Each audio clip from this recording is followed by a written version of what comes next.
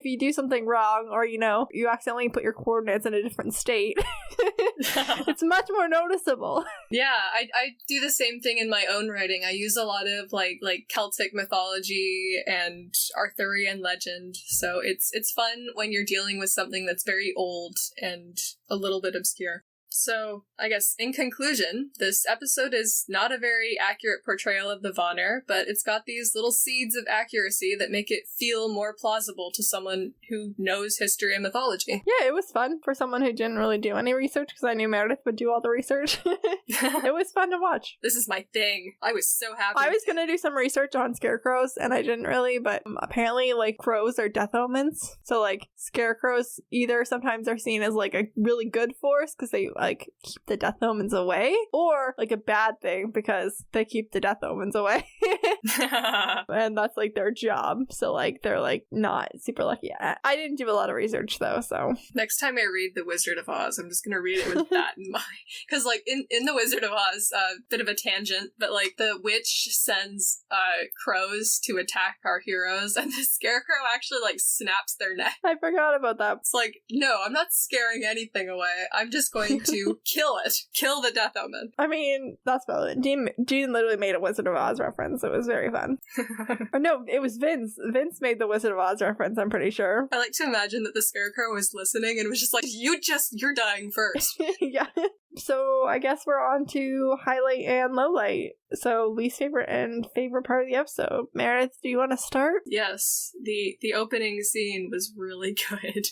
Yeah, it was pretty good. It was so creepy. Did you have a lowlight? Do I have a lowlight? Probably just everything John Winchester. Yeah, valid. There we go. That's an easy one. I think my lowlight, always John Winchester, but I feel like Meg, I don't know if it's because I've just seen the show so many times so I know what Meg's deal is, from the start, whereas if you're just watching for the first time, your only indication that something's up with Meg is that she kills Shady Van Guy for his blood at the end of the episode. You don't really know anything else about her for a while, but since I have seen the show so many times and I know the full story of Meg from beginning to end pretty much, I think Meg I love Meg, really? And I love her as a character, but it's just so clear that she's manipulating Sam from the get-go. Yeah, that's not very pleasant to watch. Yeah. However much we like the character, we don't agree with her actions. And I think also because of another demon in the series goes on to manipulate Sam much more effectively than Meg,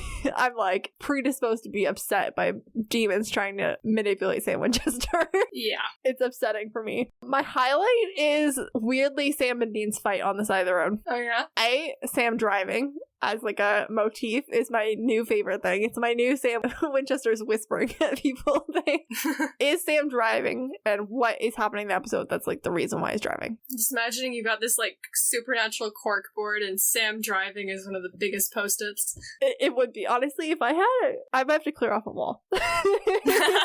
Just need an excuse for a board that I can connect yarn and pins. I've been thinking of going back and finding every mention of anyone that John Winchester knows, because some of them get mentioned frequently and some of them are just only I just want to know when people were mentioned. Is anyone showing up more than once?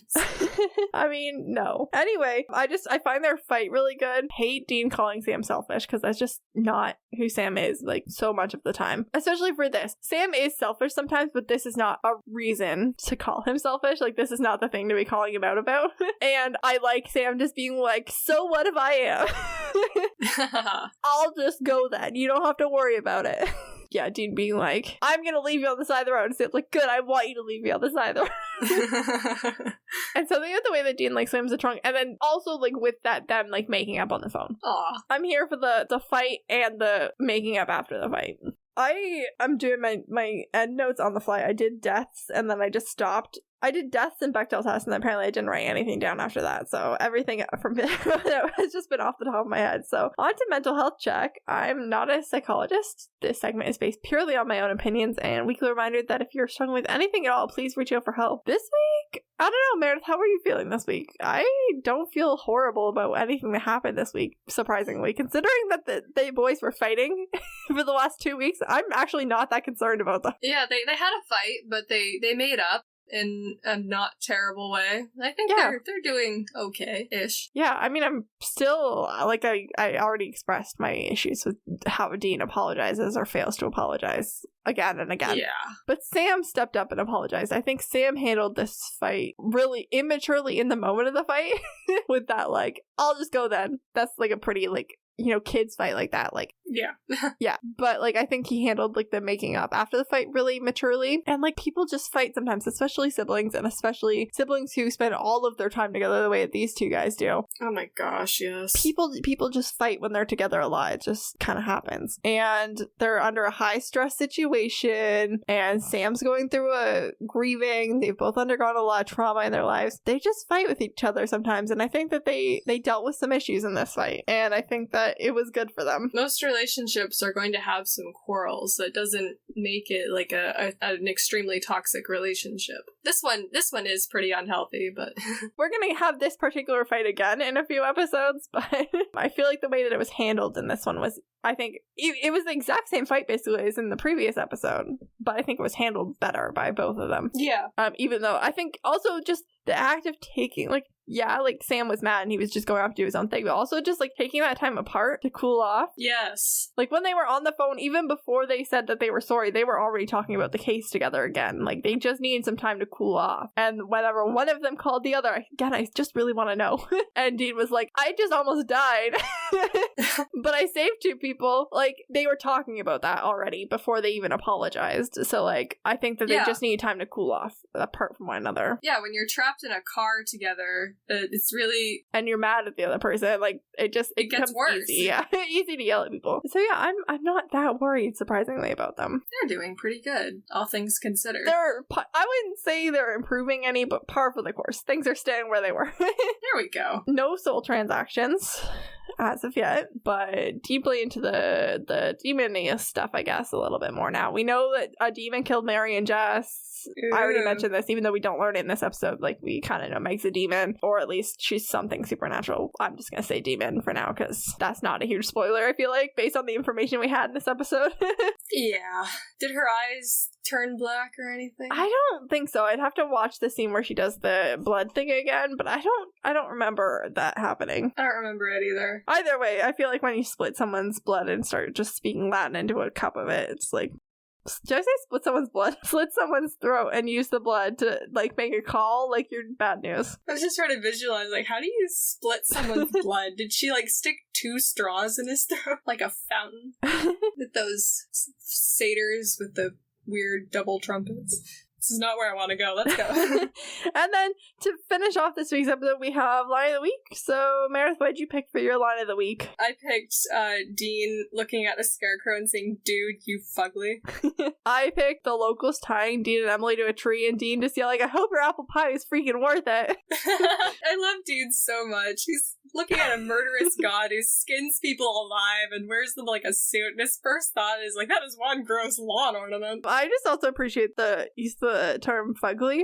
I know. I feel like it really fell out of fashion, but like around the time that this was made, like I'd say like 2005 to like 2012, fugly was like the word. I don't know, maybe I was just at the right age. Like I was in elementary school for those years.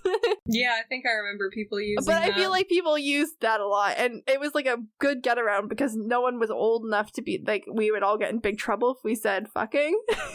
And even, I think, even calling someone ugly was a little bit, like, you know, obviously it's not a bad word, but like ages 5 to 13 are pretty damaging for your peers to be calling you ugly. So I feel like fugly was pretty popular because like you get away with it a bit more.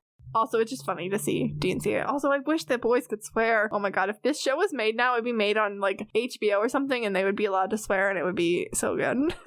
I mean, I just love seeing Dean interact with, like, these powerful eldritch beings, because he just has this, like, trademark irreverence. He's the type of person to tell people, like, it's not that deep. It's a murderous creature, and I'm gonna kill it. Yeah, so anyways, Meredith, thank you for joining us again this week. That's all we got.